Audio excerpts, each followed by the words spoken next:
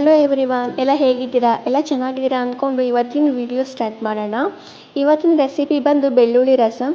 ಅದಕ್ಕೆ ಏನೇನು ಇಂಗ್ರೀಡಿಯೆಂಟ್ಸ್ ಬೇಕು ಅಂತ ನೋಡೋಣ ಬನ್ನಿ.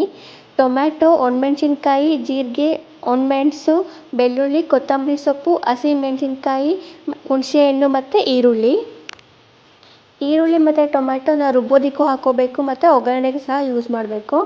ಫಸ್ಟ್ ನಾನಿಲ್ಲಿ ಸ್ವಲ್ಪ ಕೊತ್ತಂಬರಿ ಸೊಪ್ಪು, ಒಂದು ಟೊಮ್ಯಾಟೊ, ಒಂದು ಈರುಳ್ಳಿ, ಹಸಿಮೆಣಸಿನ್ಕಾಯಿ, ಹುಣಸೆಹಣ್ಣು, ಬೆಳ್ಳುಳ್ಳಿ, ಮೆಣಸು ಮತ್ತು ಜೀರಿಗೆನ ಗ್ರೈಂಡ್ ಮಾಡಿ ಇಟ್ಕೋತಾ ಇದ್ದೀನಿ. ಅದಾದ ನಂತರ ಒಂದು ಪಾತ್ರೆನ ಸ್ಟವ್ ಮೇಲೆ ಇಟ್ಬಿಟ್ಟು ಸ್ವಲ್ಪ ಎಣ್ಣೆ ಹಾಕಿ ಎಣ್ಣೆ ಕಾದ ನಂತರ ಸಾಸಿವೆ ಹಾಕ್ತಾಯಿದ್ದೀನಿ.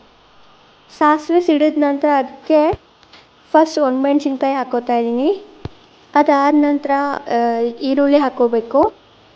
ಈರುಳ್ಳಿ, ಒಣಮೆಣ್ಸಿನ್ಕಾಯಿ ಬೇಯ್ತಾ ಇರೋವಾಗೇ ಸ್ವಲ್ಪ ಹಿಂಗನ್ನು ಆ್ಯಡ್ ಮಾಡಬೇಕು ಟೇಸ್ಟ್ಗೆ.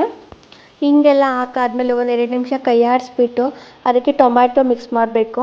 ಟೊಮ್ಯಾಟೊ ಹಾಕಿ ಸ್ವಲ್ಪ ಟೊಮ್ಯಾಟೊ ಬೆಂದ ಮೇಲೆ ನಾವು ಏನು ಗ್ರೈಂಡ್ ಮಾಡಿ ಇಟ್ಕೊಂಡಿರ್ತೀವಲ್ವ ಅದನ್ನು ಮಿಕ್ಸ್ ಮಾಡಬೇಕು. ಕೈ ಆಡಿಸಿ ಅದಕ್ಕೆ ಸ್ವಲ್ಪ ನೀರನ್ನ ಮಿಕ್ಸ್ ಮಾಡಬೇಕು. ನೀರು ನಿಮಗೆ ಎಷ್ಟು ಕ್ವಾಂಟಿಟಿ ಬೇಕು ಅಷ್ಟು ಯೂಸ್ ಮಾಡ್ಕೋಬೋದು. ರಸಮ್ ಸ್ವಲ್ಪ ಖಾರವಾಗಿ ಚೆನ್ನಾಗಿ ಬೇಕು ಅಂದರೆ ಸ್ವಲ್ಪ ಕಡಿಮೆ ನೀರನ್ನು ಯೂಸ್ ಮಾಡಿ. ನೋಡಿ ಸ್ವಲ್ಪ ಕುದೀತಾ ಇದೆ. ಇವಾಗ ರುಚಿಗೆ ತಕ್ಕಷ್ಟು ಉಪ್ಪು ಹಾಕ್ತಾಯಿದ್ದೀನಿ. ರಸಮ್ ರೆಡಿ ಇದೆ. ಇವಾಗ ಫೈನಲಿ ಕೊತ್ತಂಬರಿ ಸೊಪ್ಪನ್ನ ಆ್ಯಡ್ ಮಾಡಿಬಿಟ್ಟು ಸರ್ವ್ ಮಾಡ್ತಾಯಿದ್ದೀನಿ. ರಸಮ್ ತುಂಬ ಟೇಸ್ಟಿಯಾಗಿ ಬಂದಿದೆ. ನೀವು ಒಂದ್ಸಲ ಮನೇಲಿ ಟ್ರೈ ಮಾಡಿ. ಟೇಸ್ಟ್ ಹೇಗೆ ಬಂದಿದೆ ಅಂತ ಕಮೆಂಟ್ ಮೂಲಕ ತಿಳಿಸಿ. ವಿಡಿಯೋ ಇಷ್ಟ ಆದರೆ ಲೈಕ್ ಮಾಡಿ, ಸಬ್ಸ್ಕ್ರೈಬ್ ಮಾಡಿ. Thank you. ಇನ್ನೊಂದು ಒಳ್ಳೆ ರೆಸಿಪಿ ಜೊತೆ ನಾಳೆ ಸಿಗೋಣ. Thank you.